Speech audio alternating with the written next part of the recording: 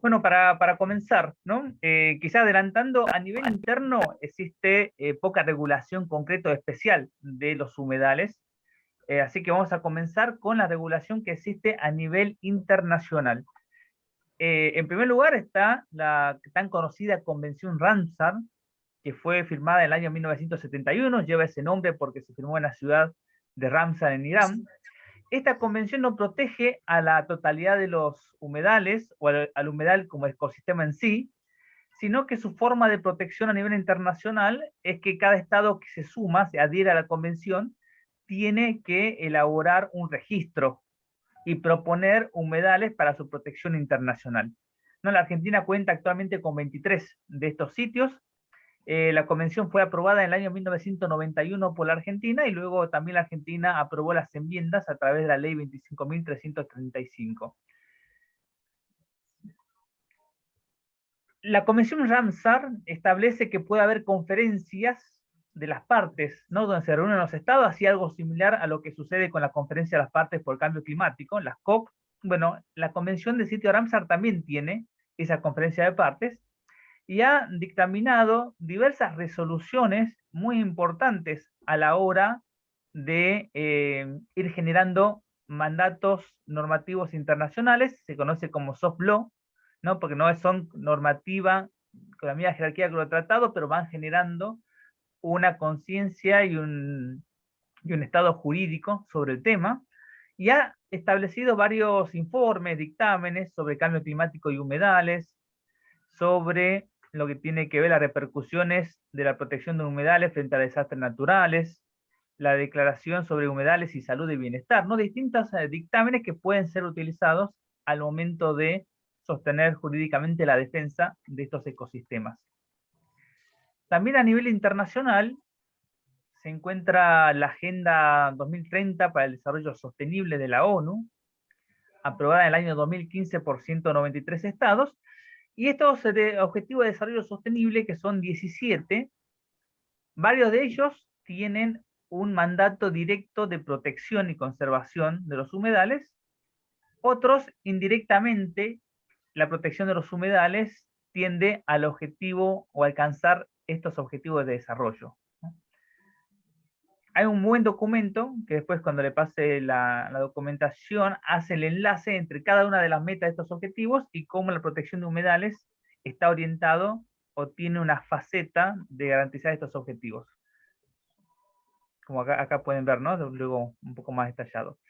Las metas de objetivos que expresamente hablan de los humedales es el objetivo 15, que tiene que ver con la protección de los ecosistemas terrestres, y habla que se debe velar por la conservación, restablecimiento y uso sostenible de los ecosistemas terrestres, como, o en particular, los humedales. Y el objetivo 6, que habla de la cuestión del agua, también establece que de aquí a 2020 se debe proteger y restablecer, ya pasamos, ¿no? Estamos en 2022, los ecosistemas relacionados con el agua, entre ellos los humedales. Son las dos metas que expresamente hablan de humedales de los objetivos del desarrollo sostenible.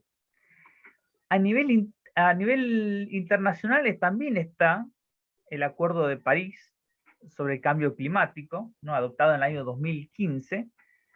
Si bien el Acuerdo de París no habla expresamente sobre los humedales, sí a nivel internacional se reconoce que la protección de los humedales de estos ecosistemas es esencial como una medida de mitigación y adaptación al cambio climático.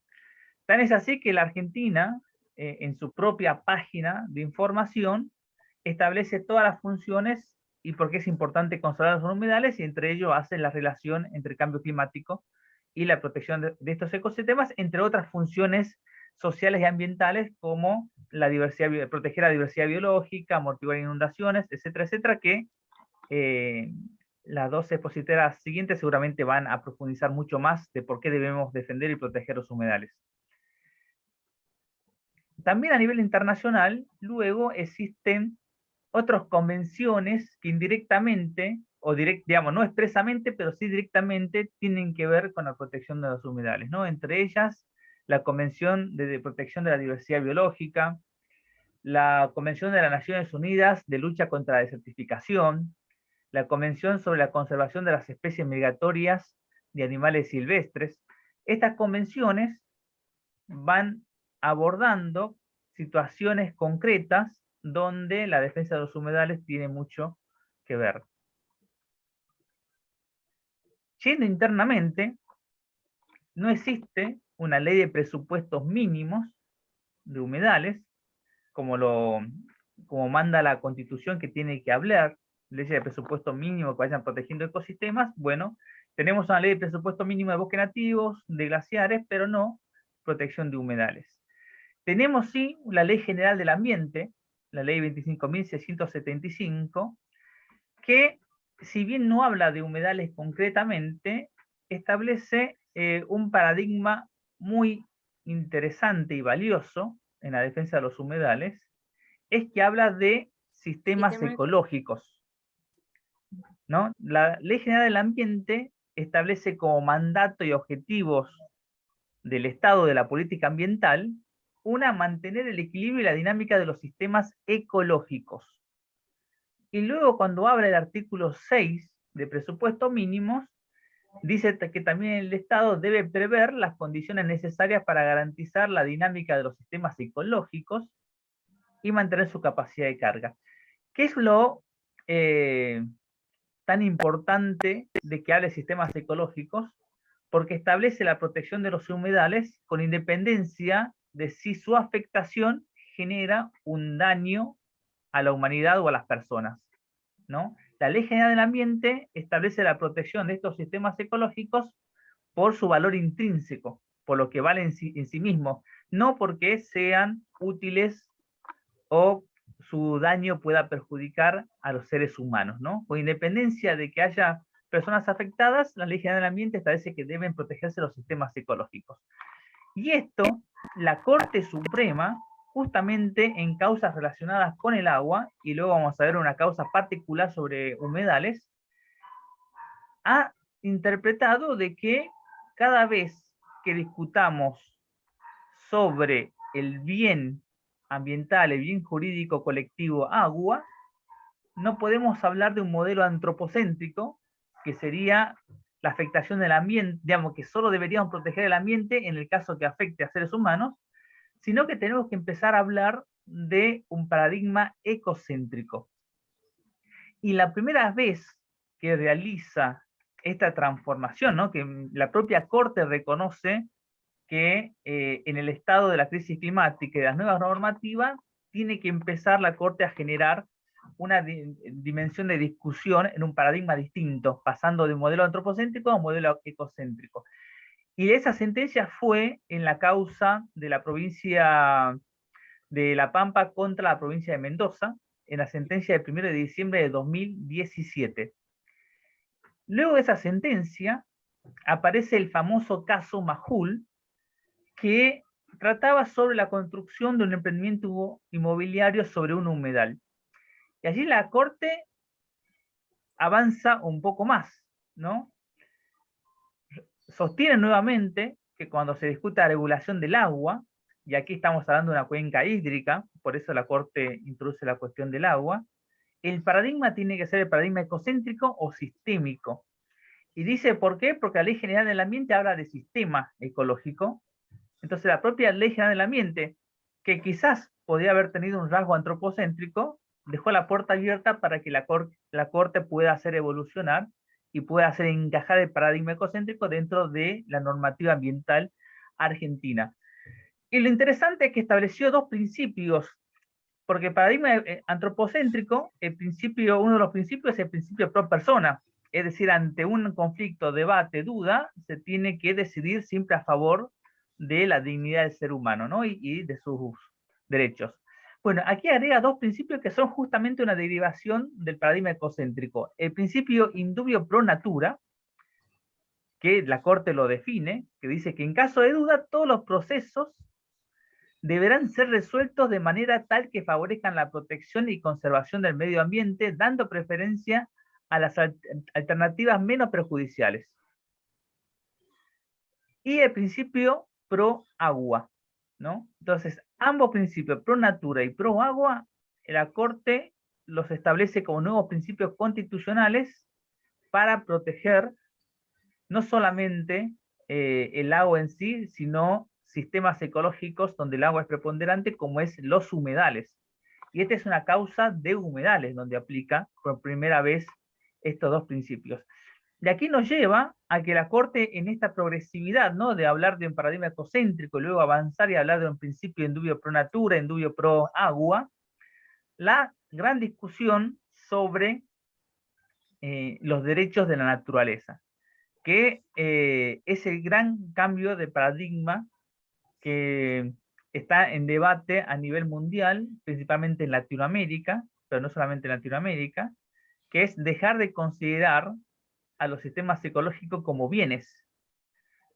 En la Argentina, en las luchas ambientales, no hablamos de recursos naturales, hablamos de bienes comunes, pero seguimos teniendo esa concepción de hablar de bienes, ¿no? Bienes del ser humano. Bueno, los nuevos paradigmas empiezan a hablar la naturaleza como sujeto de derechos. Y este es un cambio radical, porque hablar de sujetos significa hablar, establecer una relación de igualdad. La relación de la humanidad con un bien es una relación jerárquica, no es una relación de dominio, ya sea que lo veamos como recursos o lo veamos como bienes comunes. Digamos, la diferencia entre recursos naturales y bienes comunes tiene que ver con quiénes son los que deciden, quiénes son los dueños, ¿no? Pero cuando hablamos de bienes comunes, seguimos hablando dentro de un ámbito jerárquico de dominio. Cuando empezamos a hablar de los humedales como un sistema de, mi gorrito, como un sistema de dentro, como un sujeto de derechos, establece una relación de igualdad. Y pongo un ejemplo para que veamos lo que implicaría más como cambio de conciencia, ¿no? Aquí en la ciudad de Buenos Aires estamos debatiendo si se va a destruir uno de los últimos humedales de la ciudad de Buenos Aires para construir un nuevo Puerto Madero, que es un mega emprendimiento inmobiliario con 20 torres de 145 metros de altura. El dueño de ese predio y el que quiere impulsar el proyecto es el grupo IRSA, es una persona jurídica, ¿no? Es una persona que jurídicamente hemos avalado que exista, ¿no? No es una persona real, sino es una persona jurídica, es una ficción jurídica. IRSA se nos mete en todas las provincias. Estamos como acostumbrados al nombre. Claro, totalmente. Bueno, se metió en toda la provincia, es la gran tratamiento urbana del país. Exacto. Bueno, IRSA es una empresa, ¿no? Si uno ve que únicamente la persona jurídica es IRSA y un humedal sigue siendo un bien, sigue siendo un recurso natural, quizás para cierta parte de la población, la destrucción de un humedal tiene que ver con sacrificar un ecosistema por el desarrollo. Pero si empezamos a considerar que el humedal es un sujeto de derecho, ya no hablamos de la destrucción de un sector, de un bien, ¿no? Estaríamos hablando casi de un homicidio, ¿no? Donde una persona quiere destruir a otro sujeto de derecho. Y ahí cae, ¿no? En esos términos no cabría duda, ¿no? Que estemos autorizando que un sujeto, una persona de ficción, quiera destruir a otro sujeto y aniquilarlo, ¿no? Para hacer negocios. Entonces, ese es muy importante y ese es el camino que la Corte Suprema empezó a recorrer con ir instalando el paradigma ecocéntrico. Esperemos, hay muchas demandas en la Corte Suprema que empezaron a solicitar la declaración de sujeto de derechos a distintos ecosistemas en Argentina, ¿no? Uno es el ecosistema atlántico por el tema de la sobreexplotación de pescados, perdón, de la biodiversidad marina, o tiene que ver con declarar sujeto de derechos los ecosistemas del Chaco, o declarar sujeto de derechos el ecosistema del río Paraná, ¿no? Hay varias demandas en la Corte Suprema que están esperando que la Corte dictamine y en esa línea empieza a reconocer en Argentina como sujeto de derechos ciertos ecosistemas. Luego siguieron otros casos que fueron reiterando y consolidando esta postura, ¿no? El fallo en 2020 de La Pampa contra Mendoza, el caso de la Barrick Gold, cuando quería que se declare inconstitucional la ley de glaciares, el caso de en 2020 de una asociación civil contra la provincia de Santa Fe, el caso de Quística, muy famoso, Y vemos que en otras partes del mundo se han empezado a aprobar constituciones que reconocen el derecho a la naturaleza, como ha sido la constitución de Ecuador, leyes en Bolivia, en la Convención Constitucional de Chile se está debatiendo si se incorpora este paradigma en la Constitución o no. Y algo importante para el futuro, vemos que se ha presentado el día de ayer una ley de presupuesto, un proyecto de ley de presupuesto mínimo acompañado por distintas asambleas en el Congreso, es que existe una omisión inconstitucional del gobierno de que no exista una ley de presupuestos mínimos para proteger estos ecosistemas que abarcan el 22% del territorio argentino y que está siendo muy afectado ya sea por el avance de los sectores inmobiliarios, por los incendios, por la sobreexplotación, etcétera, etcétera. Así que es un ecosistema que debe resguardarse y el Estado lo tiene que hacer. ¿Cómo lo tiene que hacer el Estado Nacional? A través de una ley de presupuestos mínimos. Y aquí es la propuesta, ¿no? Como vemos que las leyes que se han ido presentando en el Congreso durante más de 10 años no han sido aprobadas, algunas se llegaron a votar en diputados, otro año se logró despacho de algunas comisiones, pero el Congreso, por el lobby de los sectores económicos concentrados, no termina de aprobar la ley de presupuestos mínimos, siendo una obligación que establece la Ley General del Ambiente. Por ese motivo, en la próxima semana, al igual que estamos haciendo con el tema del acuerdo del FMI, de buscar cientos de actores en todo el país que vayan a la justicia a impedir que se legalice y se otorgue impunidad, por lo que el endeudamiento del FMI que se hizo en el año 2018, una deuda totalmente inconstitucional, y que fue una parte prácticamente de una asociación ilícita de cómo se utilizaban esos dólares para fuga de capitales. La intención es en las próximas semanas comenzar también una campaña donde vayamos a la justicia a pedir que ordene al Estado Nacional y al Congreso de que apruebe una ley de presupuestos mínimos para la protección de los humedales, ¿no? Así que con todos estos fundamentos, con los fundamentos internacionales, el cambio climático, incluso del entendimiento de qué se considera desarrollo sustentable a través de estos 17 objetivos, la situación alarmante que vive el país, porque se ha intentado la vía del Ejecutivo, se ha intentado la vía legislativa, falta que intentemos la vía judicial, obviamente con la organización y coordinación de las asambleas que vienen luchando por, por defender este ecosistema hace tanto tiempo, y aprovechando la posibilidad que la pandemia trajo con los expedientes electrónicos de que no solamente se puedan presentar en estas causas judiciales personas que vivan en una jurisdicción, sino aquellos que apoyan estos nuevos paradigmas y derechos en todo el país.